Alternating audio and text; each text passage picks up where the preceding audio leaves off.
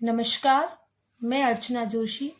आज मैं आपको chapter number 2 long form of periodic table and periodic properties का जो टॉपिक एक्सप्लेन करने जा रही हूँ उसका नाम है विद्युत ऋणता, दैट इज इलेक्ट्रोनेगेटिविटी। इसे एक्सप्लेन करने से पहले मैं इन दो एग्जाम्पल्स उदाहरण के द्वारा आपको बताना चाहती हूँ। ये हमारे पास H2 मॉलिक्यूल है और ये हाइड्रोजन क्लोराइड का मॉलिक्यूल है। ये जो H2 अणु है वह नॉन पोलर अध्रुवीय है, जबकि HCl का अणु ध्रुवीय है। इसका कारण है कि यहाँ पर H2 molecule is an example of homodiatomic molecule, अर्थात ये समद्विनाभिकीय अणु है जिसमें दोनों परमाणु समान है। अतः इस अणु में इस सहसंयोजी बंध के दोनों इलेक्ट्रॉन इन दोनों परमाणुओं के बीच समान रूप से साजित रहते हैं, अतः ये अणु अध्रुवीय होता है। परंतु इस हेटेरोडाइएटॉमिक विषम द्विनाभिकीय अणु में सहसंयोजी बंध के साजित इलेक्ट्रॉन समान रूप से साजित नहीं रहते हैं, क्योंकि यहाँ क्लोरीन की प्रवृत्ति हाइड्रोजन की तुलना में अपनी ओर इलेक्ट्रॉन को अधिक आकर्षित करने की होती है, जिससे क्लोरीन पर आंशिक ऋणावेश तथा हाइड्रोजन पर आंशिक धनावेश उत्पन्न हो जाता है। ऐसा अणु ध्रुवीय अणु कहलाता है। In hydrogen chloride molecule the shared electron pair of this covalent bond is not equally shared between this molecule. It is strongly attracted towards the chlorine. So a partial negative charge is developed on the chlorine and a partial positive on the hydrogen. Thus the molecule becomes polar. इस आधार पर हम विद्युत ऋणता को परिभाषित कर सकते हैं कि किसी भी अणु में परमाणु के द्वारा साजित इलेक्ट्रॉन युग्म को अपनी ओर आकर्षित करने की क्षमता या प्रवृत्ति को उस परमाणु की विद्युत ऋणता कहा जाता है। The tendency of an atom to attract the shared electron pair towards itself is called its electronegativity. अर्थात किसी भी परमाणु द्वारा इलेक्ट्रॉन को अपनी ओर खींचना, ये प्रवृत्ति होगी विद्युत ऋणता या इलेक्ट्रोनेगेटिविटी। इसे प्रभावित करने वाले कारक निम्न हैं। फर्स्ट है ऑक्सीडेशन स्टेट या ऑक्सीकरण अवस्था। जैसे जैसे किसी भी तत्व की धनात्मक ऑक्सीकरण अवस्था में वृद्धि होती है उसका आकार कम होता जाता है। आकार कम होने से उसकी विद्युत ऋणता का मान बढ़ता है, क्योंकि एक छोटे आकार का धनायन बड़े की तुलना में इलेक्ट्रॉन को प्रभावी रूप से आकर्षित कर सकता है, और चूंकि विद्युत ऋणता इलेक्ट्रॉन को आकर्षित करने का माप है, अतः आकार कम होने पर विद्युत ऋणता का मान बढ़ेगा। As positive oxidation state of any element increases, size decreases, which results in increase in electronegativity. Because a small sized cation can effectively attract the electron as compared to larger one. So it results in increase in electronegativity. For example, iron की हमारे पास दो oxidation state है, iron +3 और iron +2। X जो है वो विद्युत ऋणता को डिनोट करता है, ये विद्युत ऋणता का डिनोशन है। तो आयरन +3 की विद्युत ऋणता का मान आयरन +2 की तुलना में ज्यादा होगा। That is electronegativity of ferric ion will be more than the ferrous ion. Second factor है परमाणविक आकार, एटॉमिक साइज। जैसे जैसे किसी तत्व के परमाणु का आकार बढ़ता है उसकी इलेक्ट्रॉन को खींचने की प्रवृत्ति कम होती जाती है, जिससे विद्युत ऋणता का मान कम हो जाता है। As the size of atom of any element increases, its tendency to attract the electron pair decreases, which results in decrease in electronegativity. अर्थात जैसे जैसे परमाणु का आकार बढ़ेगा इलेक्ट्रॉन को खींचने की प्रवृत्ति कम होगी, जो विद्युत ऋणता के मान को कम करती है। तीसरा फैक्टर है प्रभावी नाभिकीय आवेश। प्रभावी नाभिकीय आवेश, इफेक्टिव न्यूक्लियर चार्ज। जैसे जैसे किसी भी परमाणु के प्रभावी नाभिकीय आवेश के मान में बढ़त होती है, परमाणु का आकार कम होता जाता है। परमाणु का आकार कम होने से विद्युत ऋणता का मान बढ़ता जाता है।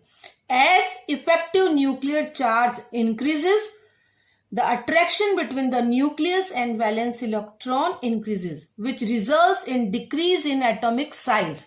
And due to decrease in atomic size, electronegativity increases. ये तीनों फैक्टर है जो विद्युत ऋणता को प्रभावित करते हैं। चूंकि अब हम हर पीरियोडिक प्रॉपर्टीज में आवर्तिता पढ़ते हैं, पीरियोडिसिटी, अर्थात ये कैसे पीरियड और ग्रुप में चेंज होती है।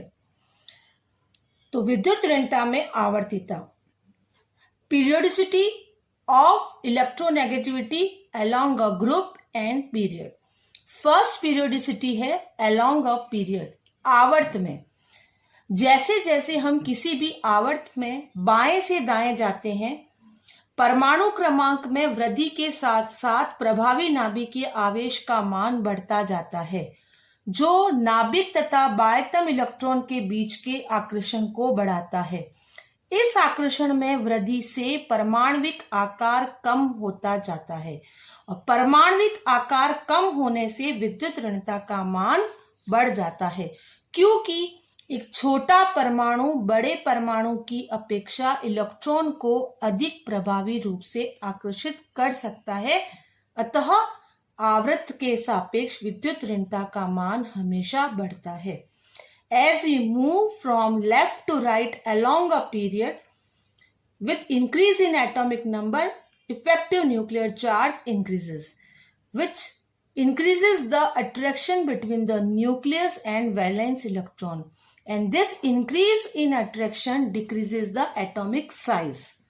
Due to decrease in atomic size, electronegativity increases because a small sized atom can effectively attract the electron as compared to larger one.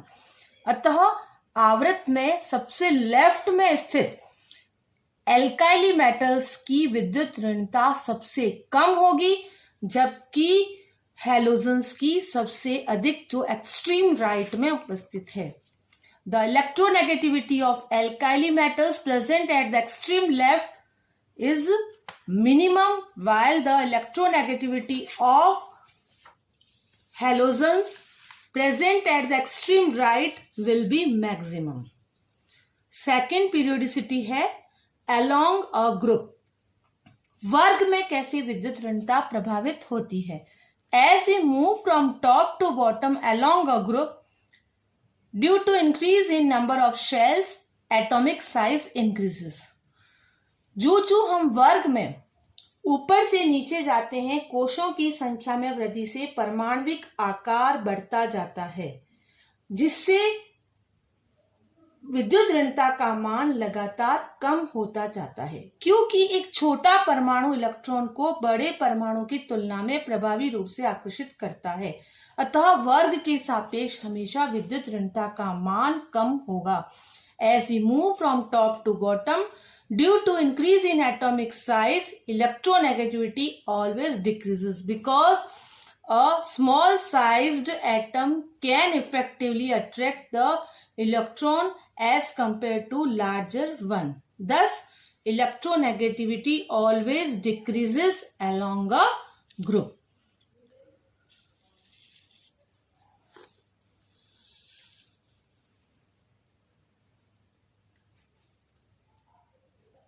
इस प्रकार आवर्त के सापेक्ष विद्युत ऋणता हमेशा बढ़ेगी और वर्ग के सापेक्ष विद्युत ऋणता हमेशा कम होगी। अब हम यहाँ पर एक बहुत ही इम्पोर्टेंट जो एक चीज बताने जा रही हूँ वो है, ये ऑब्जेक्टिव में पूछा जाता है कि इस पूरी आवर्त सारणी में सबसे अधिक विद्युत ऋणी तत्व कौन सा होता है। The most electronegative element in the long form of periodic table is fluorine. Fluorine की विद्युत ऋणता आवर्त सारणी में अधिकतम होती है. The electronegativity of fluorine is maximum in the periodic table. बहुत ही इंपॉर्टेंट है, ये पूछा जाता है. जो नेक्स्ट टॉपिक अब हम करेंगे वह है विद्युत ऋणता के अनुप्रयोग. उसमें पहला अनुप्रयोग है विद्युत ऋणता में अंतर तथा बंध सामर्थ्य अर्थात बॉन्ड स्ट्रेंथ.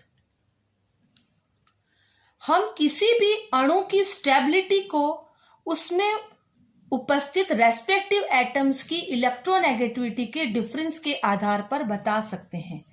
द स्टेबिलिटी और bond strength of a molecule can be explained on the basis of difference in electronegativities of respective atoms.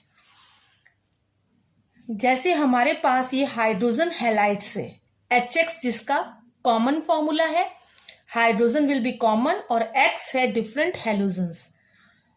पहला फ्लोरीन जिसकी विद्युत ऋणता का मान है 4, दूसरा क्लोरीन जिसकी विद्युत ऋणता का मान है 3, तीसरा हैलोजन ब्रोमीन जिसकी विद्युत ऋणता का मान 2.8, फोर्थ वन इज आयोडीन जिसकी विद्युत ऋणता का मान है 2.5 और हाइड्रोजन की विद्युत ऋणता होती है 2.1.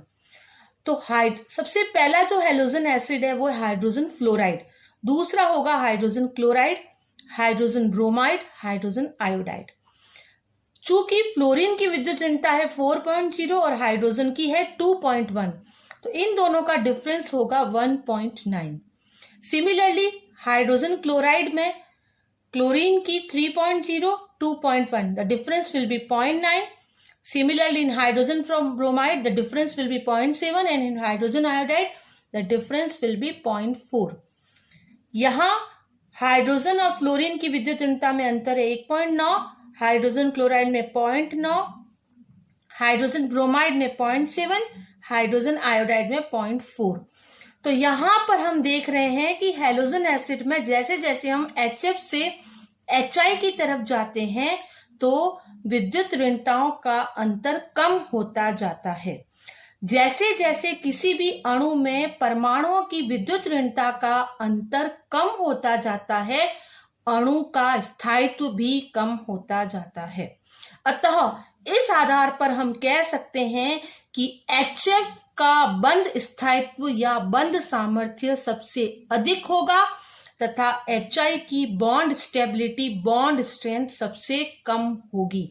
अर्थात HF को आसानी से तोड़ा नहीं जा सकता, HI को आसानी से आयनित किया जा सकता है. Thus, the bond stability order will be HF greater than HCl, greater than HBr, greater than HI. इस स्टेबिलिटी ऑफ बॉन्ड, बंध स्थायित्व को हम इस हीट ऑफ फॉर्मेशन या संभवन उष्मा से भी बता सकते हैं कि HF के निर्माण के लिए जो एनर्जी चाहिए वो सबसे ज्यादा होगी 64.5 किलो कैलोरी पर मोल. HCl की स्टेबिलिटी चूंकि HF से कम है तो उसके लिए उसकी वैल्यू और कम हो गई 22.0 किलो कैलोरी पर मोल. HBr की HCl से भी कम है स्टेबिलिटी, तो उसके लिए हीट ऑफ फॉर्मेशन संपन्न उष्मा का मान और कम हो गया 12.5. चूंकि HI जो लीस्ट स्टेबल है, सबसे कम स्थायी है, उसकी संपन्न उष्मा हीट ऑफ फॉर्मेशन सबसे कम हो गई 1.5 किलो कैलोरी पर मोल. अतः विद्युत ऋणता के अंतर के आधार पर हम हाइड्रोजन हैलाइड के बंध सामर्थ्य या बॉन्ड स्ट्रेंथ को बता सकते हैं. अतः बॉन्ड स्ट्रेंथ के आधार पर हम यहाँ स्पष्ट कर सकते हैं कि HI की बंध सामर्थ्य सबसे कम होने से यह सबसे अधिक अम्लीय होता है, जबकि HF की बंध सामर्थ्य, बॉन्ड स्ट्रेंथ सबसे अधिक होने से ये आसानी से विघटित नहीं किया जा सकता, अतः ये प्रोटॉन नहीं दे सकता, अतः ये लीस्ट एसिडिक होगा, सबसे कम अम्लीय. और यहाँ आसानी से विघटन होने से, प्रोटॉन का निष्कासन आसानी से होने से HI सबसे अच्छा अम्ल होगा. It will be most acidic. Thank you.